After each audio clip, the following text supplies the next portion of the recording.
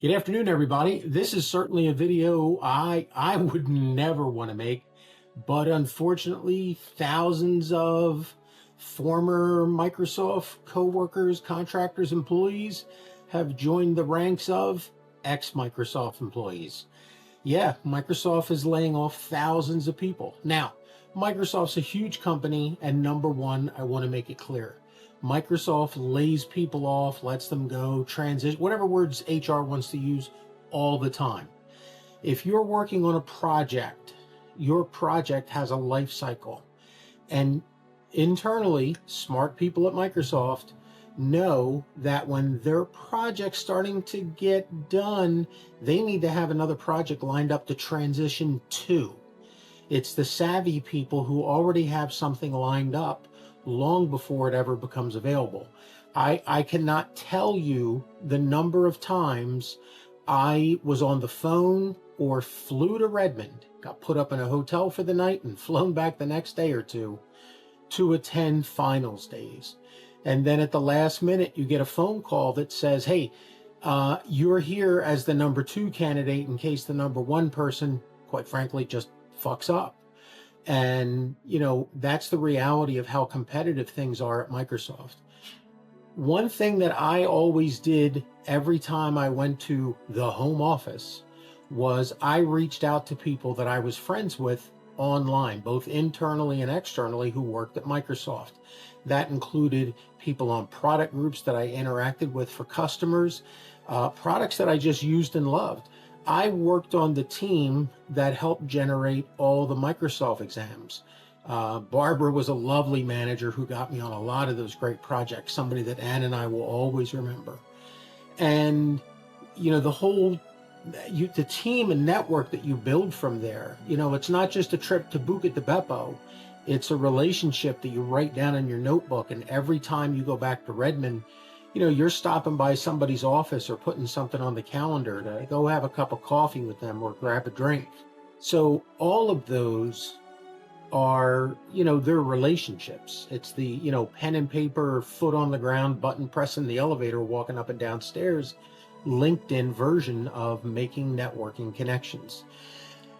And you learn a lot about the company that way. And you see people come and go. There's some people who, I still chat with who amazed me that on just a random given day said, I don't like it here no more, I'm out.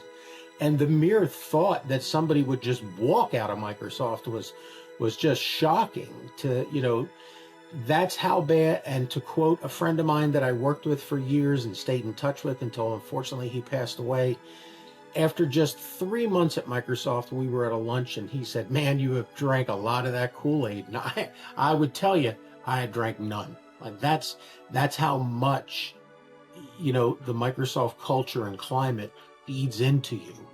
So, the idea that these layoffs and transitions occur all the time, you're going to get 2 very clear responses from decades of these going on. And that is they deserve to go or they moved on to a better project. There's just nothing in between, because if you weren't savvy enough to know that when you were working on a project that might have been labeled, I don't know, Office 2025, that 2025 is kind of come to a close, and the next project, the next year, Office 2026, is a different team, because they started working a couple years ago on that project, and they're ready to deliver. All of these aspects of Microsoft are internal things. And, when a team of people get let go, you let 5 people go this week and 10 next week and 5 again. Those don't make the newspaper reports. They don't make warn notices. They don't make the big headlines, but they happen every day. What makes the headline is when Microsoft announces we're getting rid of 3% of our workforce after 2 other announcements this past year. So what's the big thing that's caused Microsoft to have to lay all these people off? Here's the very simple answer. Money. There you go. That's all it is. The stock price, how performance is, individual business units, people's P&L responsibility, whether somebody's meeting their goal of making $21 billion or whether it was supposed to be 22 or 19 and they exceeded it. It comes down to money. It's just always a money decision. The products have a fixed life, they have a budget, they have a time to work on. You either meet it or you're out the door. And if you meet or exceed, you stick around and you have a chance to get on the next project. Chance, not a guarantee. But now we're dealing with layoffs. And, a huge thing that came out just a little while ago was China's AI model just completely blew away anything that all the billions of dollars at Microsoft and everyone else could have ever done. I mean, that's the reality. They got fat and lazy. Yeah, they were not competitive. They're not dynamic.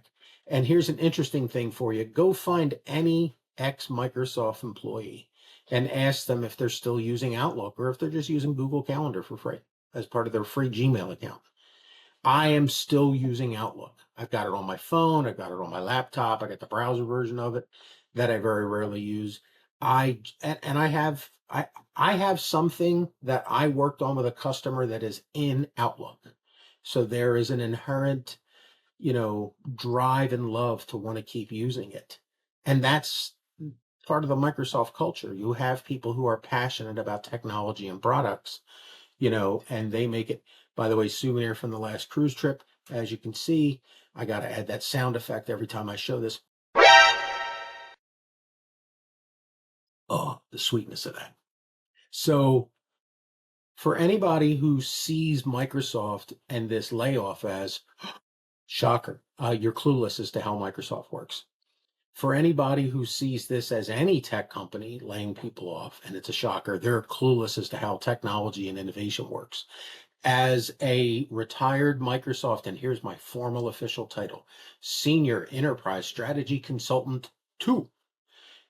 This is it's a competitive environment, you know, and I remember I had gone in for eye surgery, and one of the conversations we had was, this surgery is dangerous and you might lose vision in both your eyes. And it's like, yeah, but it will let me keep working at Microsoft for another day or another year. Like you want to keep doing great, be part of a great thing.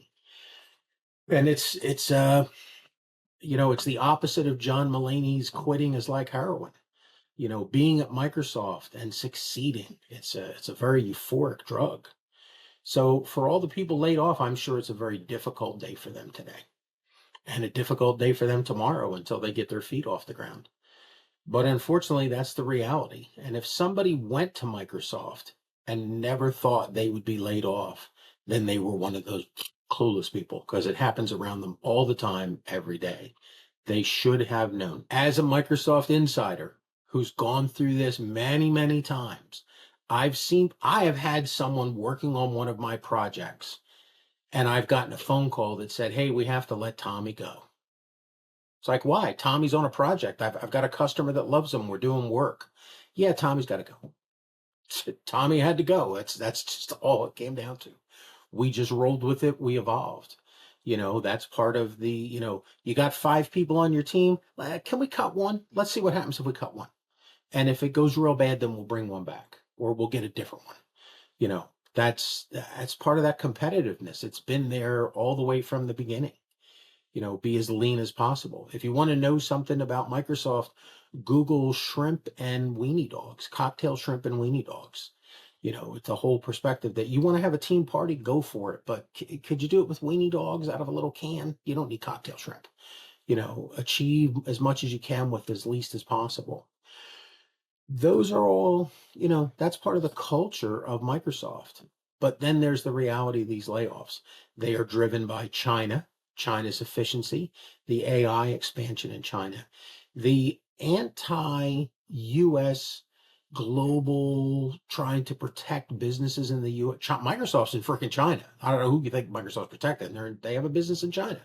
Bill Gates years ago made a thing about, we will let China have all the product they want, because one day China will decide that intellectual property and enforcement of copyright laws is worthwhile, and then Microsoft will just rake in the money. Better to have Microsoft everywhere in China than another product. It's a vast market. So, this is nothing new. It's been here all along. It's just a matter that, your crazy MAGA uncle just I don't know. Does he still, it doesn't affect his Xbox, so who cares while he's sitting on the couch? You know, outside of that, it's just tech people being laid off, or, some sort of, offensive comment about Silicon Valley liberals without, having any real knowledge of how the world works. And the fact that, huge numbers of those people are offshored or they're brought in on international visas, which his criminal felon, cult leader gladly offered to bring in. Matter of fact, there was a time in an event where Trump very publicly came out and said, if you are a foreigner who comes to the US and you get a degree here, why don't we offer you a visa, let you stay here? I mean, that literally is just a smack in the face of any MAGA child who dreams of getting a good job in the United States, that they're, they have almost no chance, and then make it even worse. So, the tech industry is a global thing. The crazy MAGA comment about globalists that we're going to get out of this video is just childish, ignorant nonsense. Sorry, prove me wrong in the comments. Tell me how in the comments I'm not wrong, and let me know. I will gladly have that conversation. But Microsoft's laid off another and announced they're laying off even more. And it just goes into the bucket of thousands and tens of thousands of other layoffs that are going on. We can do a video about Nissan. I didn't work at Nissan. I've never owned a Nissan. I don't even recall the last time we even looked at a Nissan dealership for a car. But they've got plants closing. And in some portions of the world, they've offered to co-share the existing plants with China for shared production, because they are a global company who thinks and acts globally for the interest of their shareholders, not for their MAGA cult members in red state US, who will gladly vote for a cult leader wearing some colored hat that will just flat out say that they're going to do things that will damage their voters. But the voters aren't driven by smarts and business and common sense. They're fueled by hatred and racism. That's why to this day, you will still hear people say, I'm about to lose my farm, or I lost my job, or my factory's closing, but I support Trump because I would never let her into office. She's dumb. What? She's a friggin' attorney, vice president of the United States, elected to various positions, from her constituencies out of this, the state where she was from. All of that means nothing because she was a woman with a certain color skin. And, if there's a bunch of Microsoft people out there who, lost their jobs, I can't really FAFO you today. I wish I could. Oh man, I would be all over that. That clippy there in the thumbnail will be FAFO and you in a heartbeat. Because the reality is this is just part of the global economy and China and AI growth. Because there's not really there's a lot of Microsoft products that don't exist anymore. Microsoft's, revenue model has shifted over time, as it always continues to do, because it's a technology company to create great technology to be sold around the world to generate profits for its stakeholders. That's what Microsoft is. Otherwise, let's shorten it. It's a tech company. And all you people who've been laid off have a whole bunch of other people right behind you who, the moment that their project ends or their usefulness in the project cycle ends, will all be laid off right behind you if they don't have another job already. So, yeah, I wish there was an FAFO moment here, but there's not. But to all the now, newly minted ex-Microsoft employees, welcome to the club. Thanks for watching Portside Politics. We'd love to hear what you have to say in the comments, good or bad, right or wrong, agree with us, disagree with us. Don't forget to subscribe, hit the button, boop the bell, and if you'd like to support what we're doing, check out the join button. There's lots of options and layers there to help us continue to do great work. And if you subscribe, we're generating revenue now on these videos. Sooner or later, I got a logoed shirt for Anna. I don't know when my shirt's going to show up. Looking her way, but she ain't answering me. And hey, maybe we'll get a logoed hat too or something. Yeah. Souvenir hat from Alaska, for those of you who caught it from the all the recent Alaska videos. I hope you've enjoyed all that content. We've got a lot more to come. We are on our way to the pink sands of Bermuda. So let's see how the global economy is affecting Bermuda. We're going to find out in a couple of days. Ciao for now.